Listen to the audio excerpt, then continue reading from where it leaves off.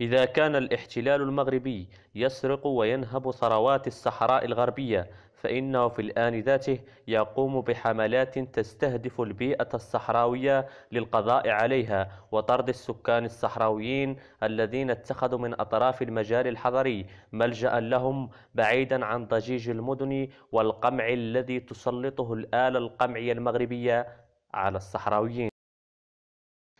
وادي الجايز نواحي مدينة السمارة المحتلة الذي تتواجد فيه مجموعة كبيرة من الصحراويين وكذا الإبل والأغنام التي تعد مصدر عيشهم ورزقهم، أصبح مكانا لمياه الصرف الصحي.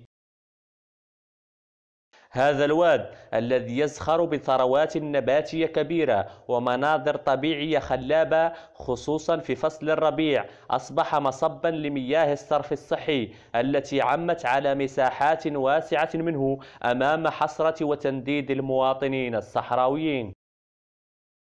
فمياه الصرف الصحي التي أصبحت تصب في وادي الجايز منذ حوالي 20 يوما أثرت بشكل سلبي على الحيوانات التي يملكها السكان الصحراويون في هذه المناطق، خصوصا الأغنام والإبل، كما أن هذه المياه العادمة أصبحت تضايق المواطنين الصحراويين الذين يقطنون غير بعيد عن مكان المصب.